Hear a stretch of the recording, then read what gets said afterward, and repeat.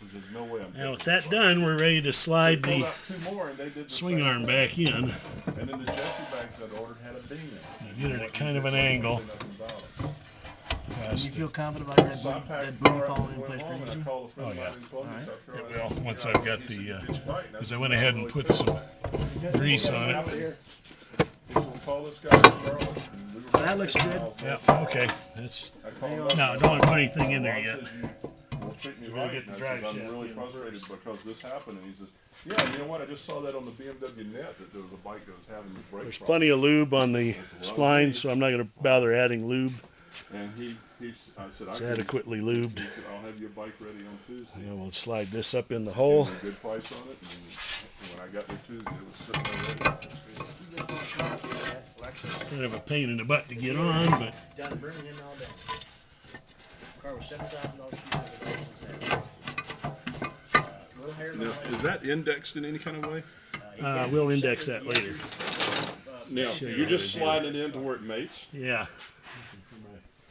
And all this guy does is he Because buys it's obviously window just leases, mostly, and the front cars. bellows is just a slip-on. Yeah. Lexus we bought was like mid-range. I want this out of the way so I can see. Yeah. It's hard to do. See, I knew this would be the most fun part of this job. And I sold a Toyota Camry on Craigslist, and I sold it in 7 minutes. Got it sort of lined up. Somebody called the house, and the guy says, I'm calling about the Toyota for sale. My wife says, I don't know what you're talking about. I hadn't even come up from downstairs. Well, all our local newspaper listings are gone. They're all on Craigslist. Well, and so then I got It's just hard to get that line back up. more than half dozen calls. What is it, just a spline up there, John? Yeah. I go to second shift. Can you just bring me the cash? They go, no, I counted the first person here I promised this thing to. And one guy goes, he calls me. See, that's the front U-joint, right? Yeah. And the U-joint's obviously flopping around. Yep. Obviously. And then when she comes to finally pick the questions, we really consider taking less, you know. You know, if there weren't that 20 people. It is a pain in the butt. There's no easy way to do it. Not a lot of light. So what you doing? Just trying to get this. The object here is to get the forward yoke lined up with the splined transmission shaft. And once you get those splines lined up, as it does flop around a bit, it will slide on a little ways, then you have to drive it home to set the circlip, then you won't be able to pull the shaft out. One way to tell if you've got the shaft fully seated is the outer bearing cup should line up with the pivot pin hole and the hole in the frame like you see here. So that's a good indication that the shaft is fully seated, the circlip is engaged, and you may proceed to install the pivot pins. You're flipping off here. Yeah. Smack it good and hard. It looks like right there. Okay, I think you set because you can't pull it out now. All right, it's set. Okay. Now you need this. what I'm going to do, not yet. First I want to index it, and then we won't be touching the shaft again. Index it. Your transmission's in neutral, right? Yeah, transmission's in neutral. I'm setting it up so that I have the shaft side bearing cup facing me.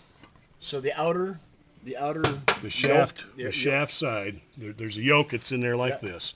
I have the shaft side Yep. facing, so I have the shaft yoke parallel to the ground. parallel to the ground. And then we can just let go of everything. I'm going to go ahead and we can drop this down. And what does that do for you? It indexes the shaft so that both of your U-joints will be lined up with each other. Okay. Oh, he wants that one and this one to be parallel to the ground on reassembly. Now I understand what you're saying. I didn't understand what we were trying to accomplish. So now you're putting the shock back on. Putting the shock bolt on to hold the swing arm. There you go. That's all I need for now. Okay. Holds it. And I'm just going to get that dry shaft. See, it's on there. I can pull it and it won't come off, so that means the thing is seated. And then we're ready to insert these into it.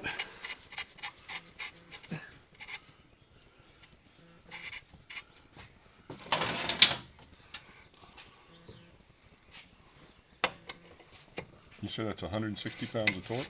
Yeah, You do both sides first and then come back and torque it? yeah. There's that side in. This isn't quite as bad as I thought it was going to be. Put the other side. Knowing where to drill that hole is a little bit interesting. Yeah. You know what the difference between the depth of that boss and the thing is? It's less than almost less than an eighth of an inch. So basically what you need to do is to measure the length of the slave cylinder and drill the hole slightly past that depth. An eighth, yeah, but any more than an eighth of an inch. Yeah, that's what I Go mean. into the seal. Yeah. Yeah, the first thing you should do is go with a trusted small bit. Well, actually, any small bit would work because I mean, the oil's thin. Is it? Transmission oil's pretty, it's nanny weight, but it's going to come out of even a 16th inch hole would come out of it. Put energy into it, just get things out. Everything gets clogged up with grease and road grind. Yeah, this is true too. Although it's in a position where the only thing that's going to clog it up would be dust. There we go. All right, it's just snug. Now it's all snug in there, and it'll actually pivot okay there, but it's not what it's designed for. The bearing will actually hold it up above Okay, so that. basically what you've done here is you're just basically what you've inserted. For the old click.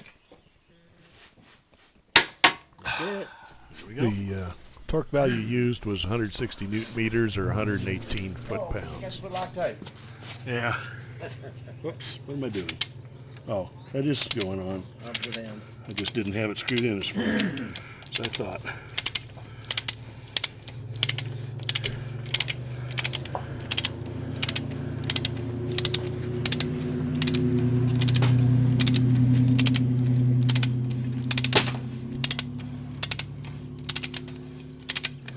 All right. Geez, John, what you're thinking? It's coming out the other side. Oh no! There we go. All Run right. out of tape measure. That's a lot of. This one just establishes the stopping point for this side because it actually floats back and forth. And once this one gets in there,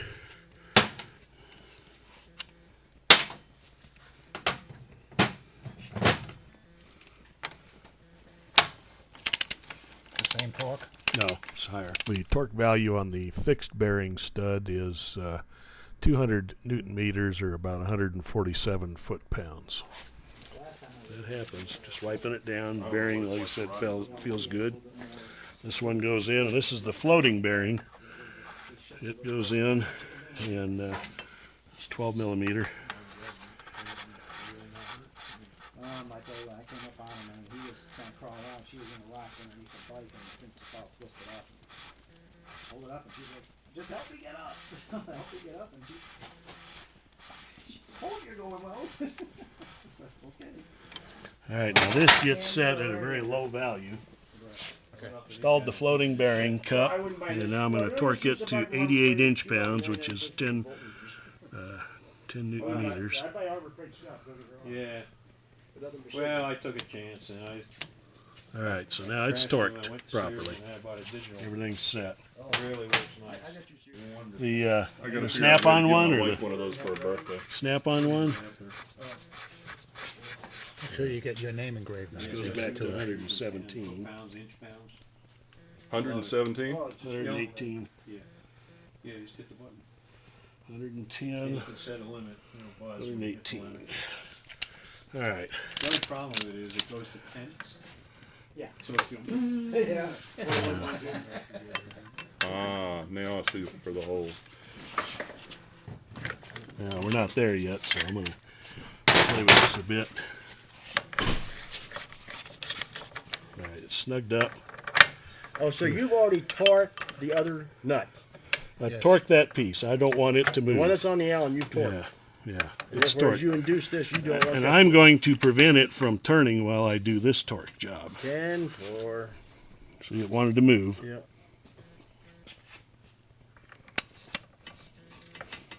Yeah, please, thank you. Clever. Now I understand. All things shall be. considered. I'm Get assuming back once around. you- Let's I'm assuming once you get in there. Okay, go ahead. Good. Oh, that's twice as nice. That way we didn't lose the That's what torque it's all setting about. here. Wife riding.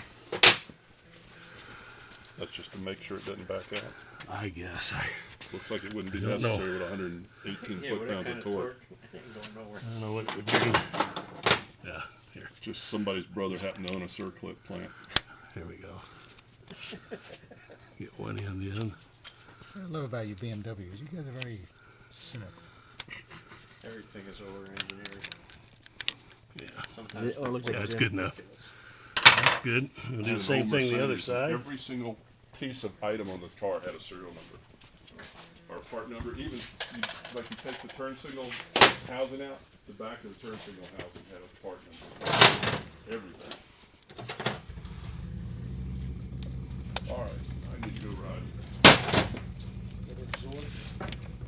Warmed up enough. There, we're done. And all we gotta do is button all these plates back up and put the rear drive back on, and we'll get back to easing. And if you remember right, we put the outer yoke of the drive shaft parallel to the deck. Now we've got the outer yoke of the pigtail parallel to the deck. And your splines are a little dry, so I'm gonna put a little lube on them. Not that they move around that much, but plain old straight ABS works just fine. John Bolt. Hey, good. How you doing? You're where are you from? Tennessee? Oh, Huntersville. Okay. Have your bike over there? Yeah. Okay. Good to meet you. was that you that designed this? No, I didn't design it. I just Oh, made one out. okay. Who was it designed I that? think I can't remember who, but I think he's up in Iowa. That's what my machinist did. I said, "They built me Yeah. this. He made it out of steel." The hard part to see without light is lining up the drive shaft up in there. Still at the shop. They just want to And bring- sometimes if you just take a rag during working on Can it. you use the can't light? control that. Fortunately, and stuff a rag up underneath it, oh, that's what they it'll hold that up to the point where plant that I run and I run the maintenance shop. you and can I get run this. it, so When I say goes, that's what keeps me out. Half shaft up off. Yeah, I need my flashlight. Oh, there we go. Do they let you come? I mean, like, are you shutting down weekends or anything? Yeah, sometimes I feel people that they just go overboard. Kind of correct issues. I used to do most stuff at home, but then like if I'm getting ready to send an engine something, I just spend a Saturday up there washing. Towel. Maybe not. Let's see. That's a lot easier than what I did. One hand and mine ended up. Mine only had to go to the shop. Mine until I got off once and it went to the shop because it was under warranty for all the seal leaks, all the common seal leaks, and Charlotte did it. They drove my slave for me and Should just slide right in. to this day, so It's not sliding right in though. licenses are better than the factory ones sometimes. Mine, I found receipts on my bike that, that's one of the few things that ever got done with it was a rear seal on it. I pulled my clutch, slave out of it. Alright, why is that not going up in there? It's lined up. See, the splines are engaged. It's just, Well, I think I'm gonna go a little cooler on. maybe I need to drop it down a bit.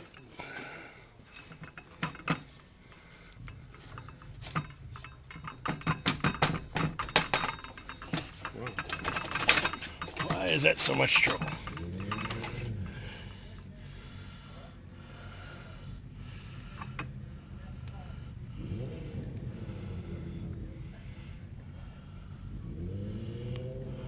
It's lined up. Clean the edges of that off real good.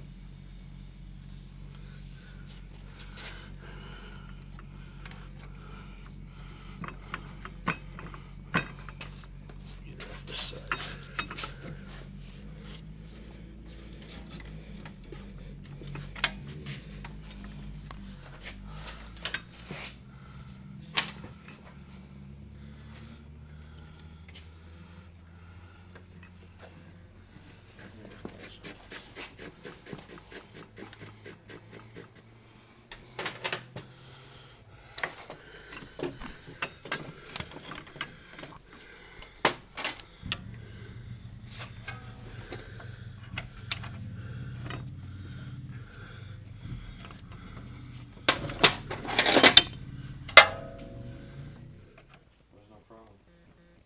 But then you took it home from here. I Or took it you had home. trailered it here, didn't you? Yeah, yeah, Mike told me. So yeah, they didn't have to take. Well, they would have taken.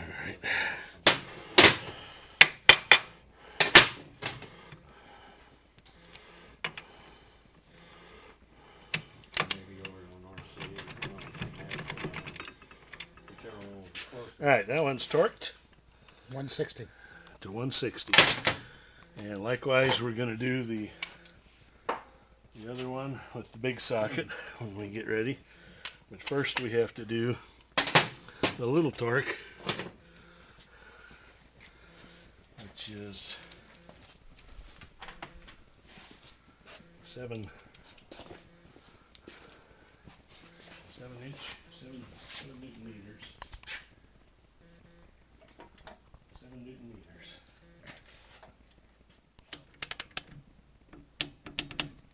We'll release it and do it again.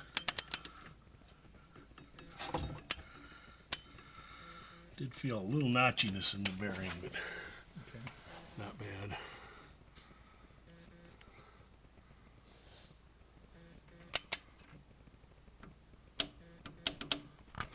All right, there it is.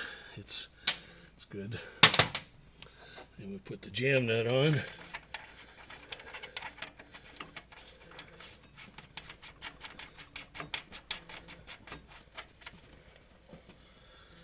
Do that one to 100 Newton meters too.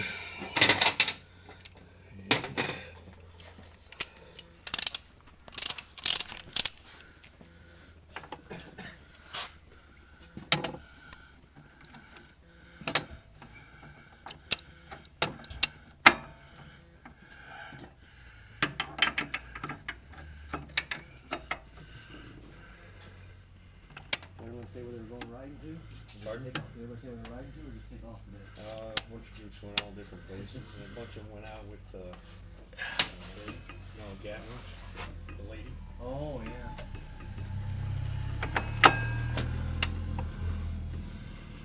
There was probably 4 or 5 little small, 2 or 3 bikes in it.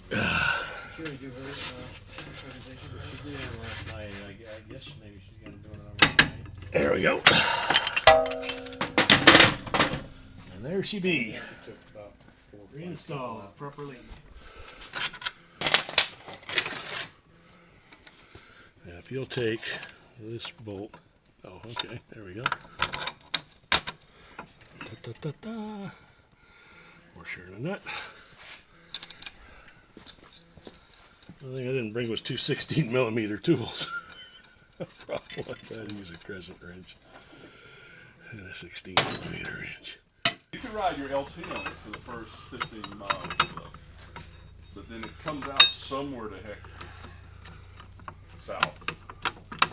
And I said, well, I think it went this way last time and ended up somewhere. Yeah, you remember which one Let's go goes this where? way. Oh, I didn't. And about 5 miles this after one- we went this way, it says The one with the goes shoulder on it, curved shoulder, is the one that and goes in the we'll see back. where it goes. And we ended up with pure 180-degree switchbacks going up a mountain on power lines. Oh my god. Really? Yeah, 2 up. 2 up. Yeah, we slipped a couple times. You a brave man. And the GS, the new GS is right. Mine is wrong. First gear is way too high. Now this concludes the reassembly of the bike. The caliper bolts are torqued to 40 Newton meters, and don't forget to retorque the bolt on the shock absorber above the swing arm. That goes to 50 Newton meters, and of course the rear wheel go back on.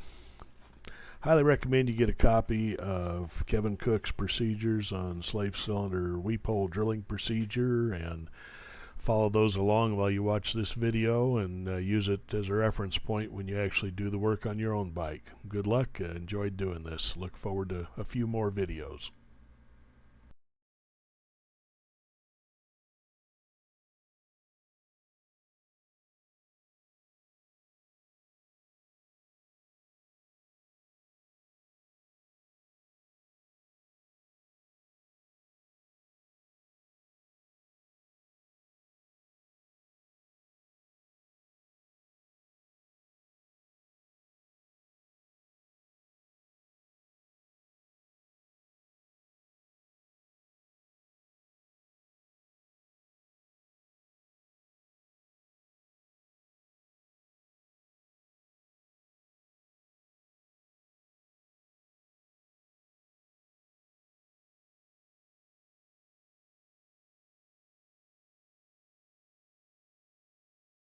Out of the way. Probably should pop the seat. I hate to ask this, but did this one really need this? Let's go ahead and pop the seat. No, you gotta have Rubber. Is it spline? It's splined here. I mean, is No, the the rubber. spline I don't know. I've never seen them melt and come apart.